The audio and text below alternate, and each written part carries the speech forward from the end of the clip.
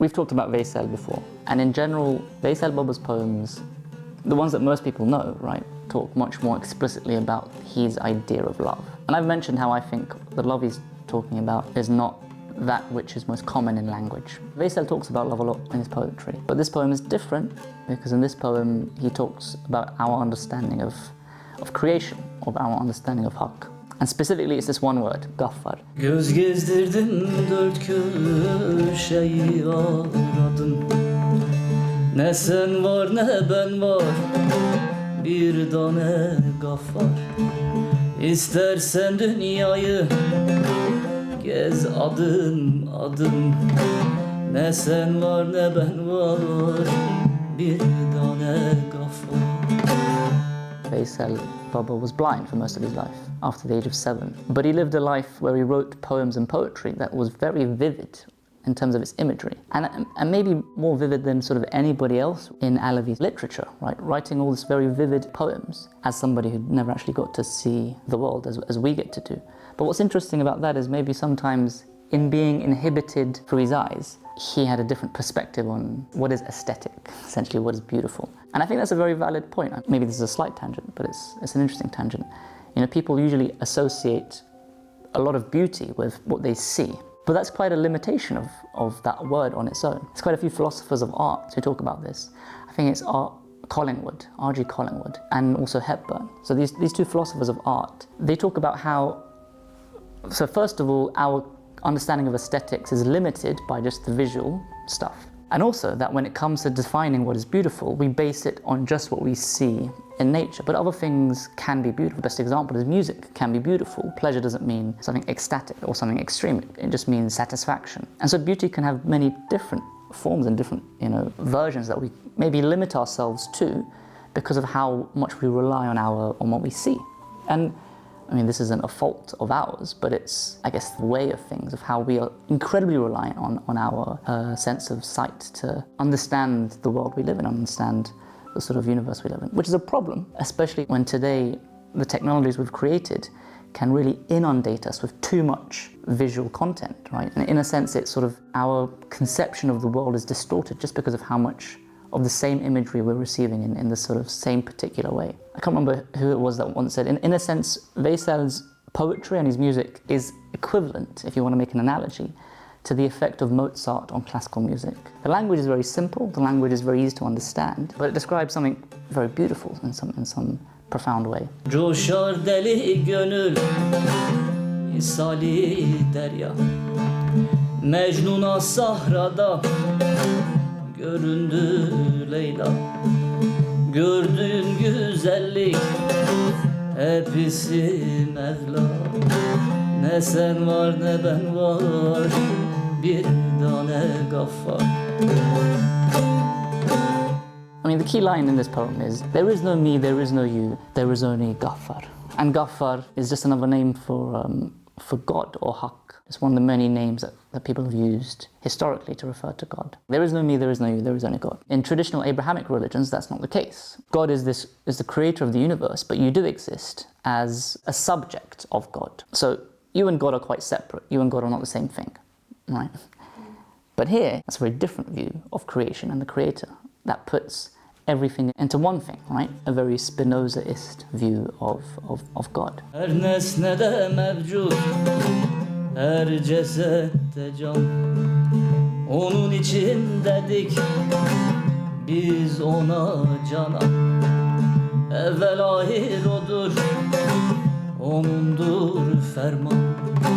Ne sen var ne ben var, bir tane Gaffar.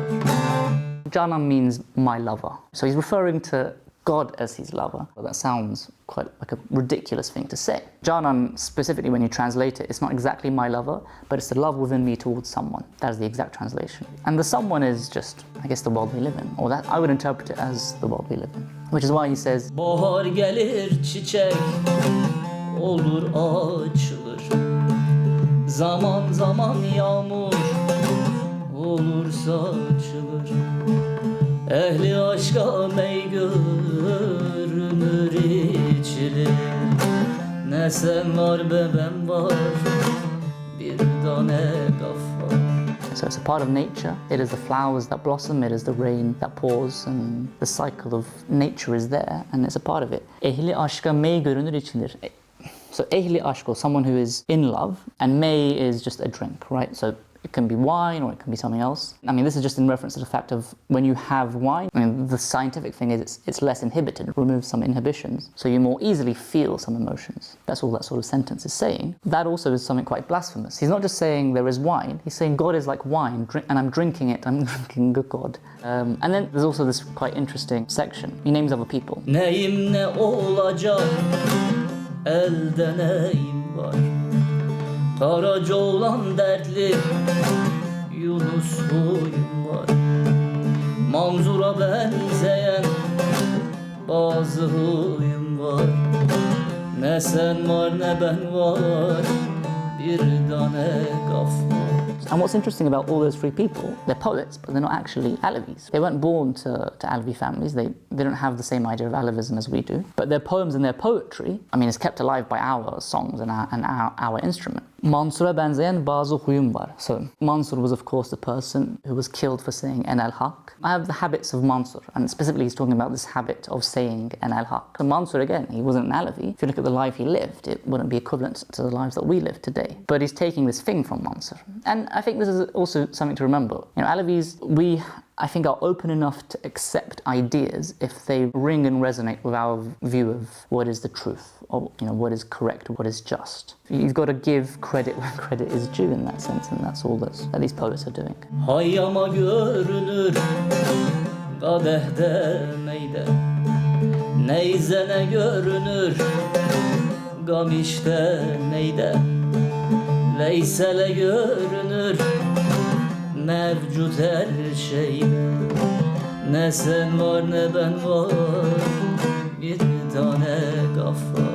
Khayyam is, of course, Omar Khayyam, a famous polymath of the Arab world. In a lot of his poetry, in a lot of his rubaiyats, he talks about wine. And this again, it's for certain people within the Islamic world, it's quite blasphemous to talk about wine in this way. But he's using that. He's saying, well, the wine there is a message for something, and it's about my view of God. It doesn't necessarily mean that Khayyam himself had a very similar view, but Khayyam definitely was being akin to an Alevi in how he was rebelling against a very dogmatic view of in this case, wine or something. Neyzen, again, wasn't an Alevi, he was another poet. He played a wind instrument, which is the ney, is the name of that instrument. It appears to Veysel, present in all things, someone who couldn't see, but in a way probably could more than us, essentially. There is one other verse in here. O cihana sığmaz, ondadır cihan. O mekana sığmaz, ondadır mekan.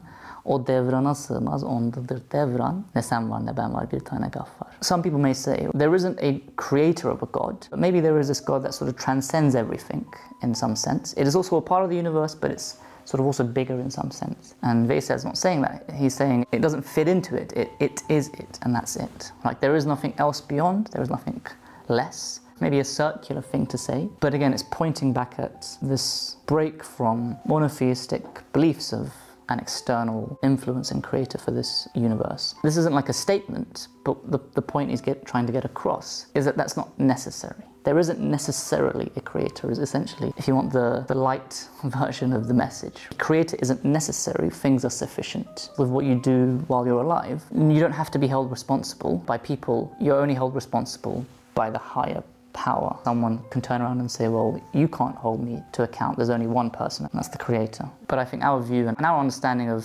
how society should exist has always been to coexist and to be held responsible by your peers for your actions. A key part of what a gem ceremony achieves within Alevism, in some way ensure this harmony through checks and balances within that community.